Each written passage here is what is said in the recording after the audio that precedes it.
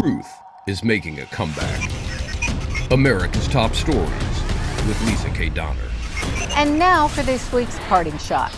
This week, the NYPD fired the officer who placed a New York citizen in a chokehold, which resulted in death. This decision by Commissioner James O'Neill would indicate that the death of Eric Garner was caused by Officer Daniel Pantaleo.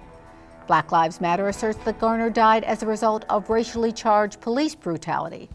But it could be argued that the story of Eric Garner's demise goes much deeper. While a case could be made that there is some truth to both these claims, it is not the whole truth. The real reason, the essential cause of Eric Garner's death, lies at the feet of leftist legislators in New York who passed the draconian laws that New York's finest are charged to enforce.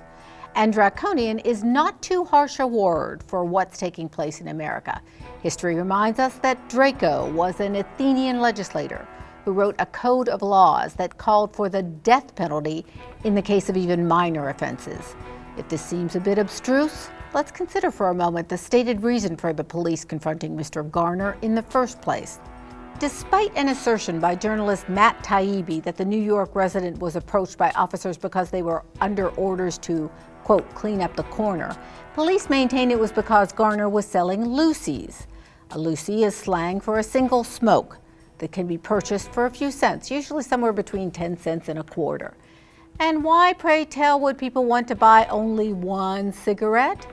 Could it be because New York's nanny legislators have driven the price of a pack of cigarettes into the stratosphere?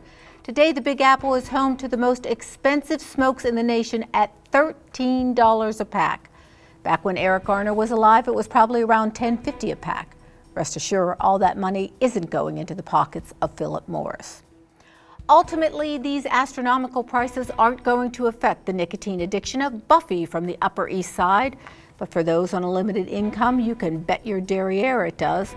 Loosies are all part of those innocuous do-gooder sin taxes. As Liberty Nation economic correspondent Andrew Moran pointed out, quote, the sin tax eventually morphed into pecuniary penalties on a wide range of goods: tobacco, gambling, candies, drugs, gasoline, and oh, so much more, unquote. Sin taxes are designed to regulate behavior, and they are being enacted from one end of America to the other at warp speed by liberal legislators who feel the need to control the conduct of their constituency. Promote health? Scarf up a bundle of money?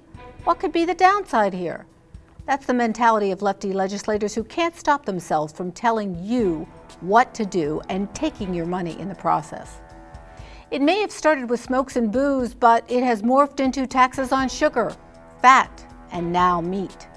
This political crusade rakes in a lot of tax money, something the left likes more than almost anything else on the planet.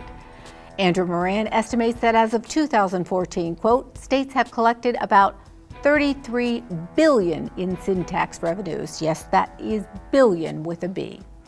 You don't see a ton of poor people in the organic aisle at Whole Foods, and they are not the ones standing in line for a Maui Wowie with an energy boost at Jamba Juice. If you're making ends meet with a welfare check, chances are you don't want to pay $12 for a bunch of grapes. This isn't a stereotype, it's reality. So the political party who advertises itself as champions of the underprivileged work overtime to tax their community and then direct law enforcement to implement their draconian laws.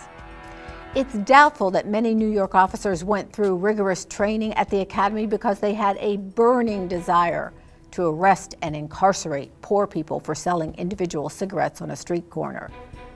This in no way excuses the heavy-handed actions of the officer regarding Garner. His death ultimately was unnecessary. Eric Garner was not a danger to society when several cops shoved his face into the pavement that fateful day. But as a people who can think beyond one step, we must look more closely at what caused the NYPD to go after Garner in the first place. Perhaps this sounds old-fashioned or out of touch, but why is it that elected officials believe it's their duty to force everyone to conform to what they think is best? Some folks want to pick up a super big gulp. Others want a Big Mac and supersized fries. People like Eric Garner should just be left in peace. It seems the control freaks on the left would do a better job for the poor if they just stopped trying to legislate behavior and adopt a live and let live attitude. Had that been the case, Eric Garner might be alive today.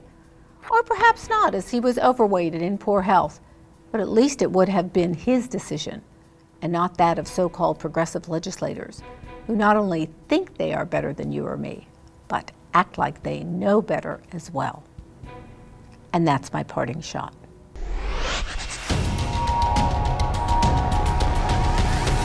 Truth is making a comeback.